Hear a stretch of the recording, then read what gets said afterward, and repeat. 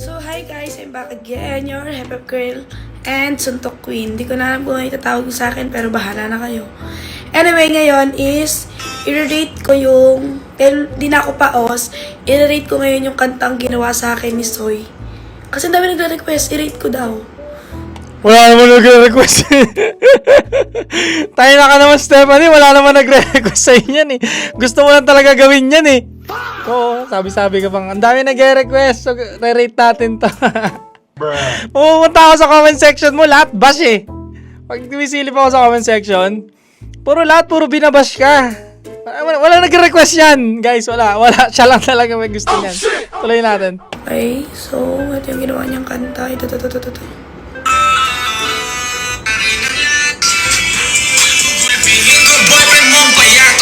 Oh, dun pa lang sa una, mali na yung lyrics mo. Gugulpin mo boyfriend ko payatot. Wala naman akong boyfriend. Diba? Oh, nag-break na sila, guys. Taktan teting ka. Okay. Sige, tuloy natin. Wrong information ka na naman, Soy.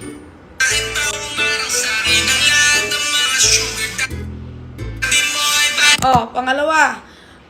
Mali na naman information mo. Wala akong sugar daddy.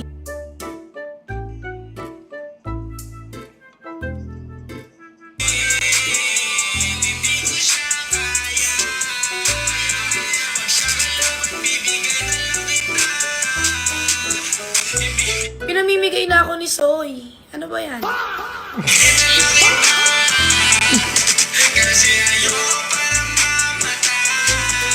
Ay, pumamatay. Pinapanalangan ko pa naman, sayang.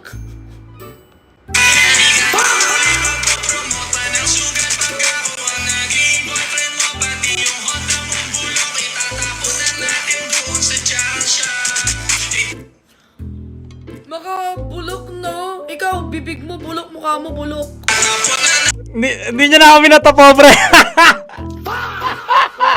Nung una sinasabi sa akin, mahirap ako, bobo ako, ganyan. Ngayon hindi. Hindi niya na kami natapobre, guys. Sinabi na lang niya, bibig mo bulok, yun ito bulok. Bungguin ko yung Honda mo eh. Sige, tuloy natin.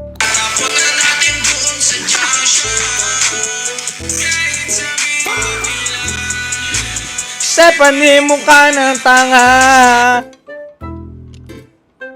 Okay na sana, kaso sinabihan mo pa akong tanga eh.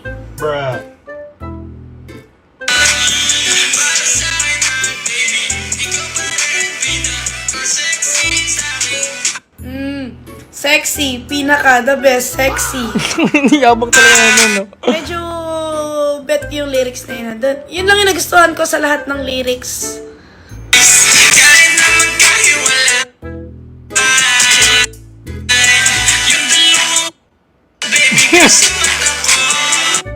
Iniskip niya.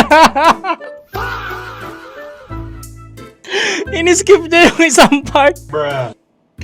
Pero okay lang, sige, mercy ko na sa'yo yun. Malamang sa malamang insecurities mo yun eh. Hindi ko na yun babakbakan. Hindi naman ako ganun kasama eh. Naknang teteng ka naman, Stephanie, no? Ang tagal mo na content creator, 100,000 follower mo dito. Wala ka man lang CapCut. Wala ka man lang CapCut Premium. Diyos ko ka, hindi mo man lang inedit sa CapCut. Yan, tinutok mo lang yung cellphone sa ano. Napaka ano mo naman, ang laki-laki ng kita mo sa sugal. Diba? Napaka-chipipay talaga na ito ni Stephanie. Pero, good job siya kasi nakita ko yung kuko niya malinis na. Wala nang lupa-lupa. Nag-nail cutter na siya. Good job. Baby girl. Bigla mo ako naging baby girl, kadiri ka, leche ka.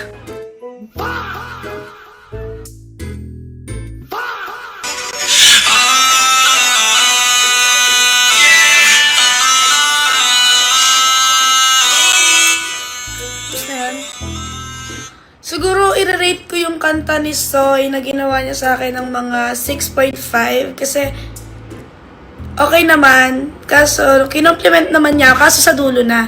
Sana yung compliment mo, inuna mo muna, di ba? Di ba? Ganun kayo dub si Soy niyo sa akin. Ginawa na ko ng kanta. Dapat ano na to? Gawa ko na ba ng music video? Para, di ba? Anyway, first time na may gawa sa akin ng music, ng kanta, pero di ko, wala eh. Tangina, pang bobo yung Pero yan, i-rate ko ng 6.5. Wait a minute, the way you move that body, you done got my heart all in. Alam mo, Stephanie, sa totoo lang, di ko agets ba't nire-rate mo yun? 5 minutes ko lang ginawa yan.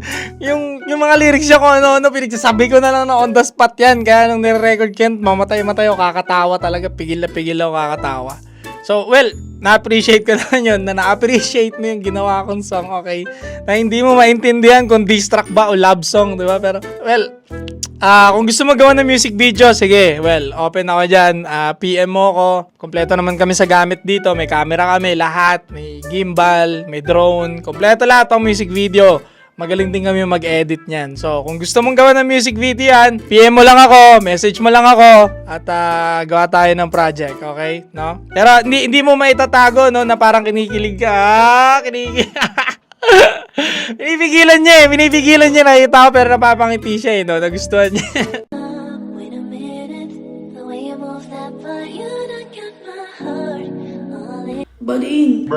Yung diss track ko na parang love song na di mo maintindihan. Well, sabi ko naman sa inyo, mabait naman to si Stephanie. Kita nyo naman, diba? Tao pa rin naman yan, no? Mabait naman siya, eh. Maybe kulang lang talaga siya sa love. Alam niyo yung mga ganyang babae, kulang lang talaga sa love yan. Pero, titiklop pa rin yan. Kapag napahiran na mainit na cheese dog yan, okay? Joke lang. Joke lang yan. So yun, ingat kayo palagi.